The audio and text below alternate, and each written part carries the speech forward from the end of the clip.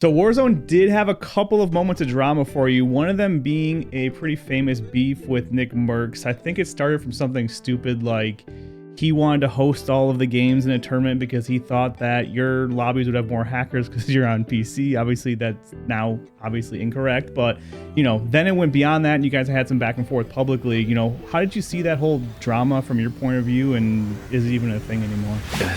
It was the stupidest thing to ever happen. Like, like you said, it started from when me and Sim were playing against Nick, and I forgot who his teammate was in like a 2v2 tourney, and like we had like hosted the first map, or sorry, I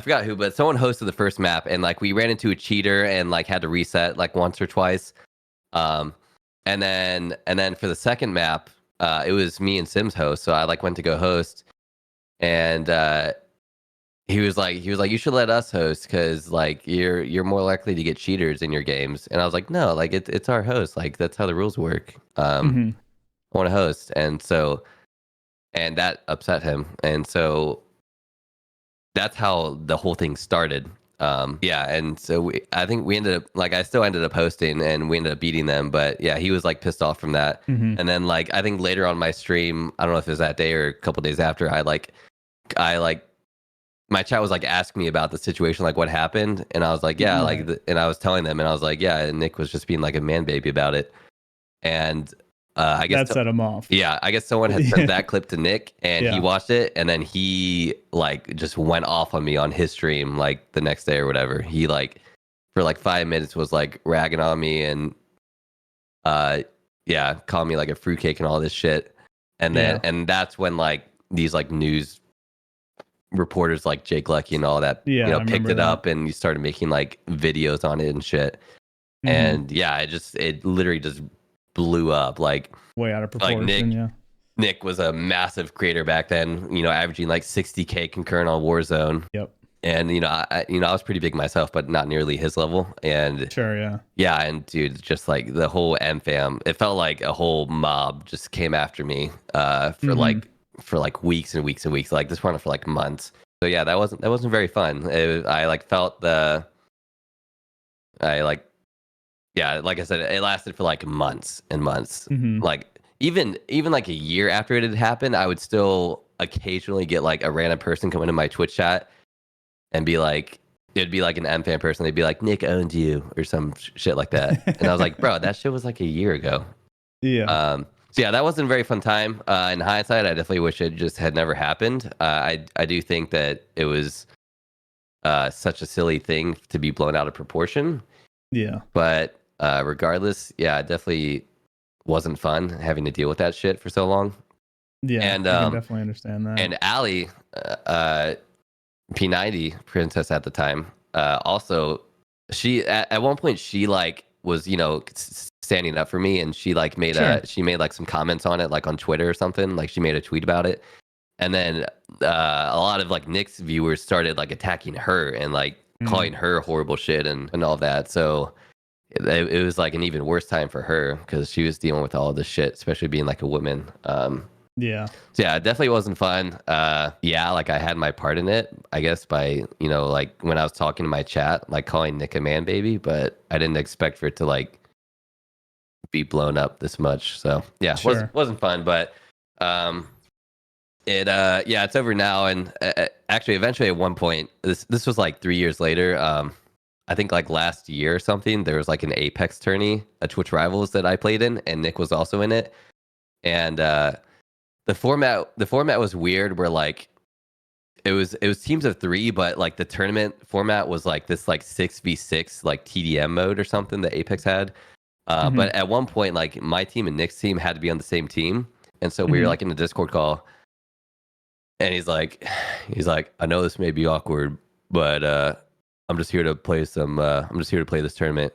And I was like, yeah, dude, that shit was like 2 years ago. I'm just here to play this tourney and like win some money. He's like, all right, cool. And so we like played on this. For that round, we were like on the same team, and like we won that round. And so I think that kind of like officially like settled the beef a little bit. Yeah, nice. Even though it was like 2 years later. But then like something else happened like recently with like I think Swag's buddy Jay Smooth, where like I ran into Jay Smooth in the solos, and I was just like being like my goofy like self on my stream and just like talking shit like in a in like a comedy manner or a comedic Yeah. manner or whatever. And yeah, and Swag like saw clips of it, and he thought I was like being serious and like calling Jay Smooth like a bitch for real and like being like actually toxic. And so he like took offense to that, and yeah, and so that was a whole nother weird situation that happened within like the last year. And I even like reached out to both Jay Smooth and Swag and like apologized. I was like, no, I was just like, bro, I was just like playing a solos game and just like talking shit in game like for fun. Like there's nothing serious behind it. But they didn't, or Swag didn't really seem to like believe that. But I think like I think like Nick saw that, and also and like now like Nick and I aren't like, or he doesn't like fuck with me again. But I mean, also he's also like gone off the deep end anyway. So like I don't even want to be affiliated with him.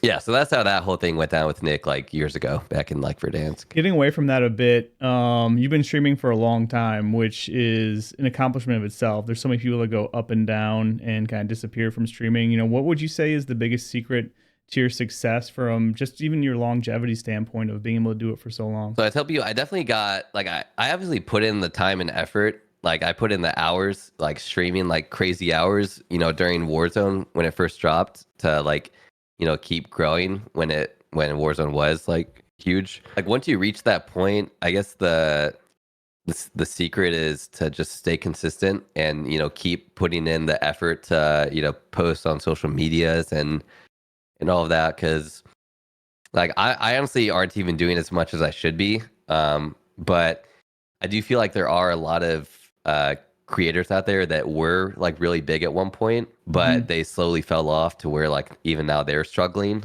And I think it's because a lot of them just didn't stay consistent throughout the years. Like they may have stopped streaming as much or whatever. But yeah, no, I think a big thing is staying consistent with like your streaming hours and consistently uploading clips to like TikTok, Instagram, Twitter, and I don't know. I think it's also important. Like sometimes you need to pivot. Like I know I've seen some people say how for people that maybe like back when Verdansk or back when Warzone was huge, they used to get tons of views on YouTube videos by just doing basic ass like loadout videos. Like, hey, this is my loadout, and then they post like a 40 kill game. Like today that might not really work anymore. Like you might have to kind of think outside the box and come up with like more creative ideas for like YouTube videos specifically. Luckily I feel like I'm in a position where like I've kind of grown such a loyal fan base where I maybe don't have to do that as much. Sure. But every week I always have like a fear of like continuing to lose viewers until eventually I get to a point where I'm like not making nearly as much as I'm wanting to. So I think that's why sometimes I like stream as much as possible. But yeah, I think a lot of it depends on, for like Warzone specifically, a lot of it depends on how long Warzone kind of stays relevant. So I'm just, I'm going to keep putting in a ton of stream hours, and I'm going to keep, putting out clips and, trying to grow my social medias and all that as much as possible. But I just hope that Warzone continues to like, stay at least relatively popular for the next 3, 4, or 5 years or whatever it is. Because I like to, like, I just turned 29. I'd like to keep streaming as like my job for another like 4, 5, 6 years or however long. But it also depends on, my like my revenue, like how much I can make from streaming.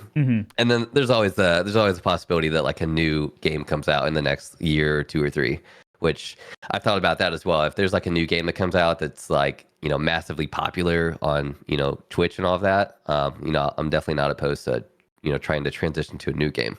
Because I've already done this 4 times. You've done it, yeah, right, exactly. Gone from H1 to Blackout to Apex to Warzone. So thank you guys so much for watching this clip from Mimosa Brunch. Don't forget to subscribe if you want to see more, and if you want to watch the full interview, just click right here.